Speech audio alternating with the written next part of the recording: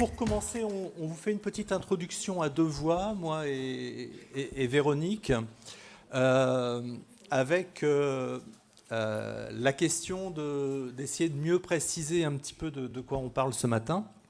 Donc, finalement, de l'intention à l'action, de quoi parle-t-on ? Souvent, ce qui est avancé par les personnes, on parle souvent de ce qu'on appelle l'inertie dans l'autisme. Donc, on pourrait voir ça avec un modèle un peu newtonien, c'est-à-dire l'inertie, c'est la difficulté à démarrer et la difficulté à freiner une fois que la chose est en route. Ça peut s'opposer un petit peu à ce qu'on pourrait, ou se complémenter plutôt que s'opposer, à ce qu'on pourrait appeler un peu le monotropisme dans l'autisme, c'est-à-dire la capacité plutôt à agir de manière profonde et sur des domaines d'intérêt très, très, très précis. Pour essayer de mieux préciser les choses, j'ai tenté de regarder ce qu'il y avait dans la littérature, surtout du côté des témoignages de personnes autistes. Et je suis tombé sur une étude qui m'a semblé très intéressante et dont je vais vous parler, qui est celle, alors je ne sais pas comment on pourrait prononcer, mais de Buckle, voilà, qui est une personne autiste, une chercheure autiste, qui a publié à plusieurs reprises sur les témoignages qu'apportent les personnes autistes de leurs difficultés finalement à initier et à faire.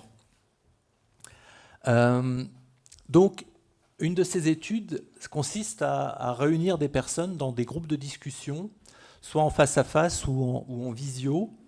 Bon, vous voyez qu'il y a une trentaine de personnes qui ont entre 23 et 64 ans. C'est souvent des personnes, on va dire, sans atteinte intellectuelle, souvent, je pense, diagnostiquées sur le tard comme bon nombre d'adultes autistes. Et avec des questions qui portaient sur la difficulté à faire les choses, ce qui a souvent été compris comme commencer, s'arrêter et puis changer. Et ce qui est important de considérer, c'est que les participants, enfin bon nombre de participants en tout cas, considèrent que c'est un des problèmes principaux de leur vie. Donc c'est pas quelque chose on parle souvent des problèmes de cognition sociale ou d'autres, mais cet aspect d'initier, de faire, de changer, est considéré comme un aspect très important. Donc ils ont identifié des difficultés qui pourraient être regroupées en plusieurs catégories sous l'influence de facteurs, on va dire, internes et externes. Donc le premier rectangle, qui est le rectangle, ce qui est écrit en bleu, là, ça serait finalement les expériences internes qui entraveraient finalement l'action. Je vais revenir sur chacun de ces termes qui sont écrits en anglais, là, mais globalement, ça serait la tendance à se maintenir dans le même état de fonctionnement, les difficultés à faire la première étape, le manque de contrôle volontaire, j'y reviendrai, et une espèce de disconnexion, ce qui est expliqué, entre l'intention d'action et l'action motrice. Des facteurs externes qui pourraient influencer cet aspect, selon le type d'activité et les attentes des autres. Les effets sur la personne, comment elle se sent, par exemple, et ça, je pense qu'on y reviendra beaucoup sur la dernière partie par rapport à l'aspect fatigue. Donc des personnes qui se sentent constamment épuisées, qui ont des difficultés à respecter leurs besoins, le stress, la surcharge, enfin toutes ces choses qui sont souvent décrites, et les effets finalement produits dans leur vie. Alors, le premier point qui consisterait à la tendance à rester dans le même état d'activation. Donc les personnes décrivent ça comme une difficulté à initier une nouvelle action, même si aucune action n'est en cours. Simplement activer. La difficulté à faire face aux interruptions avec arrêt de l'action en cours si elle est interrompue et incapacité à le reprendre. Donc ça, les personnes témoignent parfois de leur difficulté à remettre en route une activité qui a été interrompue. La difficulté à cesser une tâche plaisante une fois lancée. Le manque de contrôle volontaire, c'est défini comme la difficulté à initier l'action malgré l'intention et la motivation à la faire. Donc les personnes décrivent ça comme un état impossible à dépasser, dans lequel ils disent simplement je dois attendre que ça passe. Voilà. le fait qu'ils ressentent comme un obstacle invisible, malgré la raison et la décision à agir. Donc la raison, la décision d'agir est prise, mais il y a une espèce de frein qui les empêche à initier l'action. Et le besoin de se reposer sur la routine, justement, pour compenser cette difficulté à mettre en œuvre. Alors, ils décrivent encore la difficulté à trouver la première étape, donc la difficulté à décomposer, prioriser, organiser les différentes étapes de l'action, la difficulté à savoir où s'arrêter dans les décompositions en parties de la tâche. C'est-à-dire qu'on peut diviser ça en de multiples parties, une tâche à faire, mais jusqu'où je m'arrête dans le détail. Et du coup, la difficulté à trouver le point de départ. Oui, mais une fois que j'ai décomposé tout ça en de multiples aspects, c'est quoi le point qui me permet de démarrer? Et du coup, les difficultés de mémoire à court terme qui permettraient de maintenir tout ça en même temps pour démarrer une activité. Ensuite, ce qui est aussi un aspect qui est peut-être moins connu, moins exploré, l'espèce de déconnexion entre les intentions et l'action. Donc ça s'applique surtout pour les choses simples. Des personnes vont décrire cela en disant je suis dans l'incapacité à prendre un livre que j'ai envie de lire, pourtant il est posé juste à côté de moi. Je suis dans l'incapacité de boire alors que j'ai soif, même si la bouteille d'eau est posée à côté de moi. Donc l'incapacité ou la sensation d'incapacité à réaliser le mouvement et d'être incapable de bouger physiquement, qui est mise en lien par l'auteur avec certains aspects qu'on pourrait rencontrer dans ce qu'on appelle la catatonie. Catatonie qui fait partie des critères diagnostiques de l'autisme, enfin pas en tant que critère diagnostique, mais qui est dans laquelle on est invité finalement à explorer systématiquement, puisque ça fait partie des aspects comorbides fréquemment rencontrés. La sensation de dissociation, donc de se trouver dans un état onirique avec une espèce d'absence de pensée, la perception altérée du temps, et en général peu de lutte, passivité face à ces difficultés. Alors bien sûr, tout ça, ça peut s'expliquer par beaucoup de choses, et on y reviendra. Alors les facteurs externes qui influencent l'inertie, donc l'importance des indices environnementaux, donc avoir des aides externes dans l'environnement, ça aide. Donc et l'action est facilitée par la stimulation d'un proche aussi, présent dans une activité synchrone. Faire quelque chose, quelqu'un qui fait la même chose en même temps que vous, ça aide à faire l'activité. L'action est facilitée par l'aide compréhensive fournie par une autre personne. Donc les gens vont rapporter que avoir un proche aidant, ça aide vraiment. Facilitée par une situation qui demande une action urgente.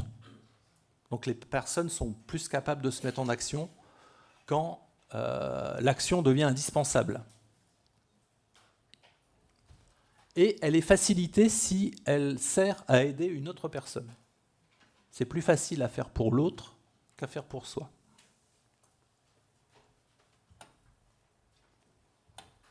Alors les effets de l'inertie sur les participants, donc ce que les personnes rapportent en grande majorité, c'est qu'elles se sentent constamment épuisées et qu'elles ont besoin d'un long temps de récupération après l'effort. On verra, je ne dévoile pas plus parce que les témoignages vont beaucoup en parler. Se sentent en état constant de stress et de surcharge. Donc c'est décrit comme écrasant. Je suis submergé par les choses à faire, je ne peux plus ni parler ni bouger. Dans ces situations-là, la difficulté à répondre à ses besoins fondamentaux. Parfois l'hygiène élémentaire, l'hygiène de base, parfois simplement aller marcher dehors, faire du sport, s'occuper de sa santé, ça devient très compliqué. Et tout cela amène de l'anxiété, de la culpabilité, parce que les gens aimeraient dépasser cet état, un sentiment d'échec, la frustration de ne pas pouvoir faire, et bien sûr, malheureusement, l'exposition au ressentiment des autres, qui ne comprennent pas cette difficulté à mettre les choses en route. Donc les auteurs imaginent 3 domaines d'atteinte possibles. Donc un premier domaine qui serait lié au système émotionnel et motivationnel et de récompense. Donc, avec souvent l'incapacité à agir même pour les tâches qu'ils aiment, l'anxiété et la dépression qui peuvent jouer un rôle important dans ces aspects-là, mais qui n'expliquent pas tout. Le fait que certains rapportent des états catatoniques sans émotion désagréable, avec un sentiment de dissociation, un détachement émotionnel associé même pour leurs besoins de base. Il y a quand même dans la population qui a répondu 30% à peu près des personnes qui présentent actuellement un état de stress post-traumatique ou qui ont des antécédents de troubles du stress post-traumatique, qui pourraient expliquer certains états comme de dissociation ou autres. L'implication des fonctions exécutives, donc la décomposition excessive des tâches, le besoin d'être aidé pour initier la première étape, la focalisation excessive et le désengagement difficile de l'attention sur la tâche en cours, surtout si elle est agréable, et l'implication du système moteur, avec la difficulté à initier une action motrice volontaire, donc mise un petit peu dans le spectre de la catatonie, et une sensation de déconnexion corps-esprit, de sens de l'agentivité, en quelque sorte aussi, parfois qui est rapportée. Donc les auteurs soulignent aussi la difficulté à explorer tous ces domaines, parce que, bon là j'ai parlé de difficultés d'initiation, comme Dr Toutel vous en a parlé juste avant, il y a déjà un certain nombre de termes qui existent en psychiatrie pour la difficulté à faire, la perte de plaisir.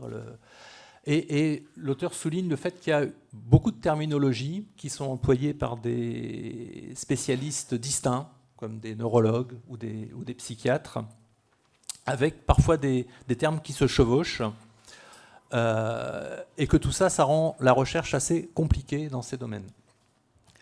Alors, j'ai tenté de reprendre un petit peu les principaux termes. J'ai passé beaucoup de temps à essayer de trouver des termes précis, parce que si vous allez sur Internet, vous allez trouver toutes sortes de définitions qui sont plus ou moins exactes. Donc j'ai essayé de faire une espèce de synthèse de tout ce que j'ai pu comprendre de tout ça, avec les disciplines qui en parlent. Bon, la motivation, on va dire, c'est plutôt la psychologie, donc un processus qui permet l'engagement dans une action, dans une activité, et avec comme conséquence que la personne n'agit pas car elle n'est pas motivée à le faire. Voilà. Le déficit d'auto-activation, donc c'est un terme qui est décrit par les neurologues. Donc c'est une absence de pensée, de pulsion à agir sans difficulté exécutive. Donc la personne n'a aucune idée d'action. Okay.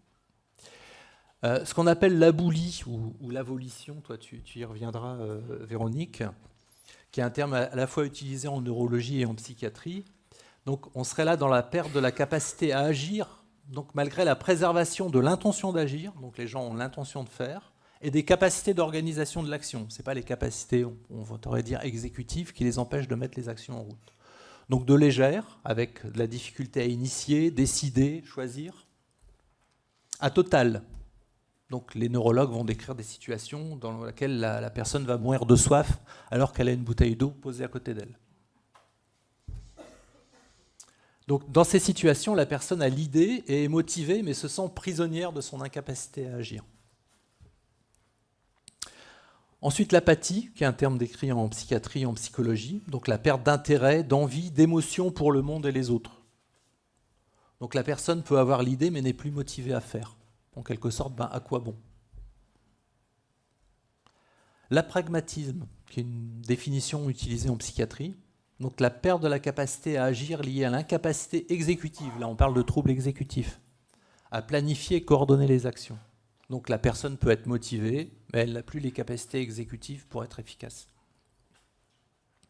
Et enfin la catatonie, qui est un terme utilisé en neurologie et en psychiatrie, bon, ça décrit des troubles moteurs et du comportement variés, je dirais assez peu clairs, avec au niveau moteur une présentation, on va dire, neurologie parkinsonienne, hein, avec de la rigidité, une initiation difficile des gestes, voire un blocage complet. Et la personne a du mal à agir, elle montre de la lenteur, voire un arrêt du mouvement.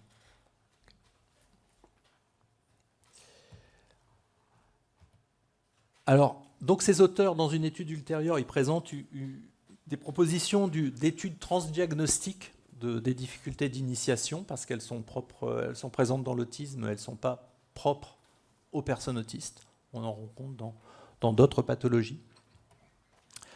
Il souligne que la difficulté à comprendre l'inertie autistique est en partie liée à une définition imprécise des troubles de l'initiation. Et il propose un modèle de recherche prenant en compte 3 facteurs interdépendants, nécessaires à la réalisation de l'action, chacun pouvant se diviser en sous-composantes.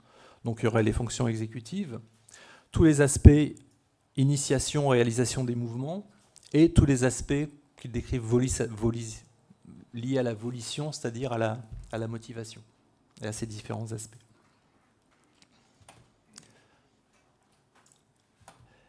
Et je laisse la parole à ma collègue.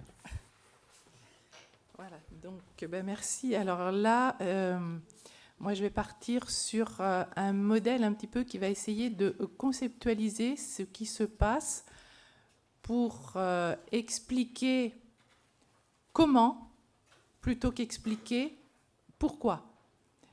Parce que les équipes, quand on intervient, je travaille en centre ressources autisme et on peut être en ressources dans des IME ou dans d'autres associations pour expliquer un petit peu parfois quand ils sont en peine ce qui se passe.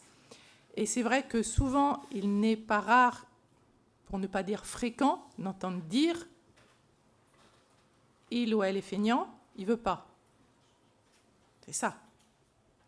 Et justement, tout le colloque, c'est pour dire, justement, ce n'est pas ça. Alors, si ce n'est pas ça, qu'est-ce que c'est ? Et pour expliquer, et donc pour faire travailler les équipes, plutôt que de les faire travailler sur, tout de suite, il ne veut pas, sur le pourquoi, c'est de leur dire, comment ça se passe et où ça se passe dans l'action, et ça permet de réfléchir différemment. Et donc, le modèle, alors, excusez la prononciation, Decosson et Gurlwitzer, donc de 1996, mais 87, c'est le modèle Rubicon. Je vais expliquer donc pourquoi tout à l'heure. Donc, il y a donc 4 phases. La phase prédécisionnelle, donc pré-intentionnelle, qui est de choisir un but. La phase post-décisionnelle, qui est la volition, donc préactionnelle. Et le passage du Rubicon, justement, il est entre les deux. Et j'expliquerai tout à l'heure dans leur modèle donc ce qu'ils expliquent. Ensuite, là, donc cette phase post-décisionnelle, c'est donc la phase de planification. La phase post-action, qui est la volition actionnelle. Donc, dans la phase, je dirais, post-décisionnelle, donc là, on est dans la phase... La phase, alors, pour mieux reprendre un peu plutôt la phase prédécisionnelle, c'est... Donc là, on va choisir. On essaye de regarder le pour, le contre de ce qu'on va faire. Je veux bien m'inscrire à tel endroit. Alors, le pour, qu'est-ce que j'ai? Le pour, le contre, voilà. Là, je fais des allers-retours. Je prends... Une fois que j'ai ma décision, j'ai passé le Rubicon, je ne peux plus revenir en arrière. La décision est prise, c'est comme si ça y est, c'est lancé. On a appuyé sur le bouton et hop, je dirais l'obus pour être à la mode. Là, il peut plus revenir, là. Il est lancé. C'est la phase de décision. Pour eux, c'est ça. Donc, et là, on va arriver à la phase post-décisionnelle, qui n'est pas du tout encore une phase d'action, qui est vraiment une phase encore vraiment cognitive, qui va être pour eux, dans leur modèle, une phase donc de planification, d'organisation. Comment je vais faire? Et ensuite, donc, pour eux, pareil, la volition. Troisièmement, phase d'action, la phase actionnelle. Ça, c'est j'exécute. Je vois tout ce que je vais faire, mais c'est pareil, je ne reviens plus en arrière. C'est lancé, je ne me pose plus de questions sur les trucs, j'avance. Et c'est quelque chose de linéaire, c'est-à-dire qu'une fois qu'une phase est passée, on avance et on continue dans la phase, pour eux. Et la dernière phase, la phase d'évaluation post-actionnelle, c'est évaluer le résultat. Est-ce que j'ai réussi? Est-ce que je n'ai pas réussi? Est-ce que ça a été, ou est-ce que mon enjeu était beaucoup trop important? Et là, à ce moment-là, je peux me désengager et dire ça a été trop important, finalement, je n'ai pas réussi parce que j'ai voulu faire trop de trucs. Hein. Et puis, j'en ai fait que la moitié, ok, donc je peux rebifurquer, revenir en arrière et repartir. Hein. Mais on ne revient pas en arrière sur le tout début. C'est dans leur modèle, c'est comme ça. Alors, on va détailler un petit peu justement ce modèle qui est en fait un modèle qui est utilisé dans beaucoup de domaines, hein, notamment en psychologie clinique. Il est utilisé pour les personnes pour arrêter de fumer, voilà, hein, il est utilisé en psychologie sociale aussi là-dedans. Il est utilisé dans l'éducation. Hein, pour la motivation, il est utilisé aussi donc, en psychologie du travail et aussi en sport. Là, on voit évidemment que ça peut intéresser, tous ces modèles-là qui sont utilisés dans les différents, ça peut intéresser évidemment nos personnes autistes dans tous les domaines. Voilà. Et donc, ça va permettre justement d'évaluer ou de situer la difficulté pour pouvoir ensuite... Est-ce que c'est dans la motivation, la planification, l'exécution, la rétroaction, pour pouvoir ensuite intervenir. Hein. Et ça va mettre en lumière justement des freins qui sont invisibles à l'œil nu. Et c'est pour ça que les personnes qui accompagnent souvent disent ils le font exprès, quoi. Ils ne veulent pas. Hein, parce que c'est invisible. Et ça va pouvoir permettre de guider des interventions qui vont être beaucoup plus ciblées. Alors, on va détailler un petit peu donc, les phases. Hein.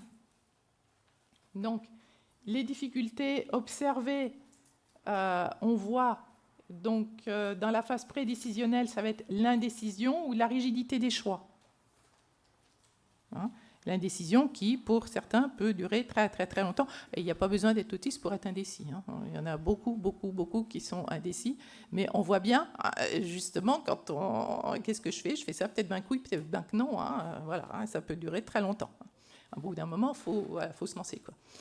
Donc, ou alors, justement, quand on est très rigide, ok, et c'est ça que je veux, et pas autre chose, alors que ce n'est pas possible, quoi. Donc la phase post-décisionnelle, c'est l'absence de planification ou des fois après l'oubli de l'intention, quoi. Ça peut arriver aussi. Hein. La phase actionnelle, c'est l'inertie. Hein. Les difficultés qui peuvent être observées, c'est les troubles de l'initiation.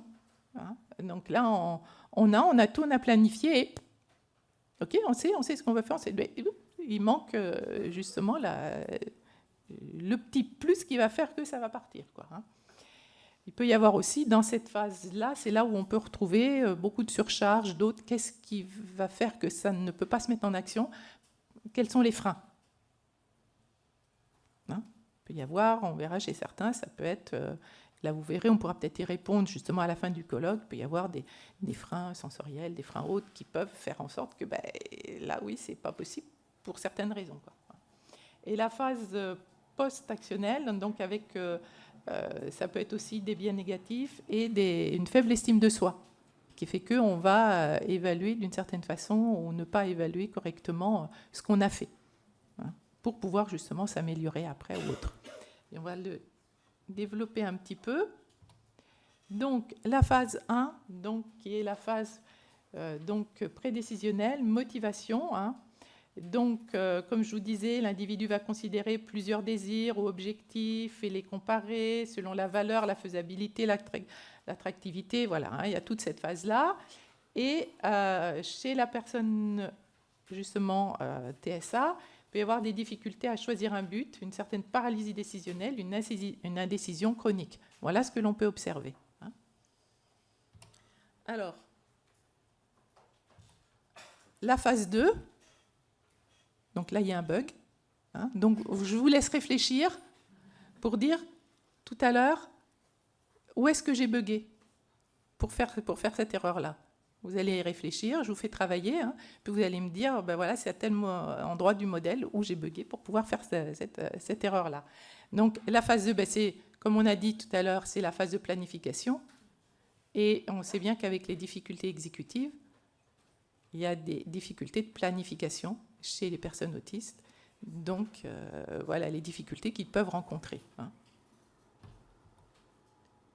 Donc, la phase 3, hein, donc, est la mise en œuvre de l'action. Hein. Donc là, tout est engagé, mise en œuvre de l'action, hein, l'engagement dans le comportement, avec nécessité, évidemment, donc d'inhibition des distractions, de la persévérance et de la régulation aussi dans l'effort.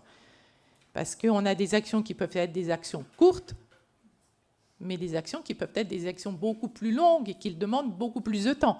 Évidemment, ce n'est pas la même chose. Quand c'est court, évidemment, il n'y a pas besoin forcément de beaucoup de régulation d'effort, mais quand c'est une action qui est longue, qui est sur beaucoup plus, sur un temps beaucoup plus long, comme sur toute une année, par exemple pour une activité sportive ou autre, et bien évidemment, là, voilà, hein, il va falloir mettre en œuvre certaines choses, quoi, hein. Et on voit que chez les personnes avec un TSA, il y a une inertie comportementale. Il peut y avoir aussi anxiété, surcharge sensorielle qui peuvent empêcher cette phase-là, qui peuvent vraiment l'entraver. Hein. Et donc, après, on peut mettre des choses en place pour les aider, hein, une fois qu'on a vu à peu près où ça pouvait se passer. Hop. Et donc, la phase 4, qui est donc là, hein, l'individu évalue en général. Hein. On évalue donc les résultats obtenus. Hein, et les enseignants diront toujours, c'est ce qu'on demande toujours aux enfants, hein, d'évaluer, de relire, de refaire, de revoir ce que tu as fait. Hein. Et donc, on évalue donc les résultats qu'on a obtenus par rapport aux attentes. Est-ce que c'est concordant? Est-ce qu'il y a une grande différence ou pas? Est-ce qu'on, voilà, en gros, est-ce qu'on a vraiment réussi ou est-ce qu'on est complètement à côté de la cible, hein? Est-ce qu'on est dans la cible? On ne demande pas forcément à être au cœur de la cible, mais au moins à être... hein, est-ce qu'on a mis la flèche dans la cible ou est-ce qu'on a tapé complètement à côté, quoi, dans notre truc là? Voilà. Auquel cas, il va falloir revoir un petit peu nos objectifs et repartir un petit peu presque de zéro, quoi, hein. Et on peut, donc, comme ça, renforcer ou remettre en question ces stratégies futures. C'est comme ça qu'on avance. On ne s'en rend pas toujours compte, mais on le fait implicitement. Hein, on ne le fait pas forcément, d'accord, hein. Et donc, il y a, chez les personnes avec TSA, il y a des biais parfois d'attribution. Il y a aussi de l'auto-dévalorisation et un renforcement de l'échec qui va faire en sorte que ça ne va pas pouvoir se faire, quoi. Hein. Et parfois, si j'évalue quelque chose que je n'ai pas forcément bien fait, ça peut être, entre guillemets, catastrophique, parce que ce n'est pas possible que je tombe à côté, et si je tombe à côté, c'est catastrophique, donc ça peut être vécu comme de l'angoisse. Hein. Donc voilà. Alors, on voit que, on reviendra, donc je ne perds pas de vue qu'il faut que vous me répondiez à la question. On voit que les circuits, il y a le cerveau qui intervient. Hein. Donc le cerveau, il intervient évidemment dans la formulation du but. Hein. Le cortex préfrontal, la planification, ça va être aussi le cortex frontal, donc soit préfrontal médian ou préfrontal dorsolatéral. Hein. Il y a la sélection, c'est les ganglions de la base. Et l'initiation, les aires motrices supplémentaires, l'exécution, cortex moteur plus cervelé, et les ajustements, c'est singulaire antérieur plus cervelé. Et on sait que chez la personne avec TSA, il y a des difficultés dans ces réseaux-là, hein, notamment dans l'aire motrice supplémentaire, dans le cortex préfrontal et dans les ganglions, les anomalies du cervelet. Hein. Donc évidemment, ce n'est pas étonnant qu'il y ait des difficultés dans les actions. Alors maintenant, on va faire un petit cas clinique et on reviendra à notre cas clinique après. Petit cas clinique, donc c'est Paul, hein, qui a 14 ans, qui, lui, son contexte, c'est il souhaite participer à une activité sportive. Hein. Il voulait faire de l'escrime, hein, mais il s'y inscrit jamais. Donc l'analyse, c'est donc la prédécision, pour lui, c'est OK. L'intention était clairement exprimée, sans problème, pas de difficulté là-dessus. Post-décisionnel, c'est fragile, hein, pas de planification concrète. Donc déjà là, on voyait que quand on l'a interrogé, ben là, il n'avait pas ça. Et ensuite, l'actionnel était bloqué, oubli, procrastination, anxiété. Hein. Donc les interventions qui avaient été faites, c'était la planification avec des pictogrammes et tout ça. Si j'ai mon sac et tout ça, alors je pars, des trucs qui l'avaient vraiment aidé. Hein, parce qu'il y a eu beaucoup de tâtonnements, mais c'est ce qui l'avait aidé. Et ensuite aussi, le timer avec rappel sur smartphone, voilà. Hein. Et donc, c'est toi qui reviens après pour tes petits résultats. Mais juste, et alors moi, où est-ce que j'ai bugué tout à l'heure? À quelle phase j'ai bugué? Et non, ma planification, elle était bonne. C'est dans l'action que j'ai bugué. Ma planification était très bonne. Dans ma tête, tout était fait correctement. C'est la planification, c'est l'action qui est... Et surtout, la révision derrière. J'ai révisé 3 fois. Et combien de fois ça vous arrive de dire on révise, on voit, mais en fait on voit. Si on ne s'est pas désengagé de ce qu'on voulait faire, on reste toujours et on voit ce qu'on voulait faire et on ne voit pas ce qu'on a fait. Donc c'est important, une fois que les choses sont faites, de se dire ok, je regarde ce que j'ai réellement fait et pas ce que je voulais faire. Parce que là, j'ai révisé 3 fois. Hein. 3 fois, je n'ai pas vu, j'ai laissé reposer et après, en regardant, hier dans le train, je fais ah! Eh bien oui, là, je l'ai vu. Hein? Voilà, donc Eric, à toi. Oui, donc quelques résultats expérimentaux pour terminer. Il y a assez peu de littérature sur l'initiation, il y en a beaucoup plus sur voilà, la planification, l'inhibition, la flexibilité, mais assez peu sur l'initiation. Donc quelques petits résultats expérimentaux, il y en a certainement d'autres, mais pour montrer que dans des tâches neuropsychologiques, on constate des difficultés d'initiation. Ici, c'est une tâche de fluidité verbale, donc donner le plus de mots possible qui commencent par une lettre, par exemple. Généralement, on fait ça sur 1 minute, donc il y a différentes étapes, 0, 15 secondes, 15, 30 secondes, et ainsi de suite. Et donc une production moindre au départ, mais des performances qui se normalisent par la suite. Donc vous voyez le groupe avec autisme qui fournit moins de mots dans la première partie de la tâche, mais qui en fournit autant que les autres par la suite. Et une autre étude avec un test que vous connaissez peut-être aussi en tant que neuropsy, c'est la tâche du Hailing. Donc dans la première partie, il y a une complétion simplement de la phrase qui est proposée. Dans la deuxième partie, il faut donner un mot qui n'a pas de lien avec la phrase. Donc vous voyez les résultats au niveau du temps, c'est sur l'axe des ordonnées, avec les personnes autistes en gris clair là, qui sont plus lentes dans les deux conditions, aussi bien au niveau de l'initiation que pour la partie inhibition, mais sans différence dans la partie, si on fait l'écart entre la partie inhibition et la partie initiation, donc qui traduit uniquement des difficultés d'initiation. Des difficultés qui sont atténuées avec un incitateur externe dans les deux situations et qui peuvent être compensées, selon les auteurs par exemple, s'il s'agit d'une personne qui est en classe, par un temps supplémentaire avec le fait de vraiment justifier qu'un tiers temps, ça soit utile en tout cas. Voilà, merci.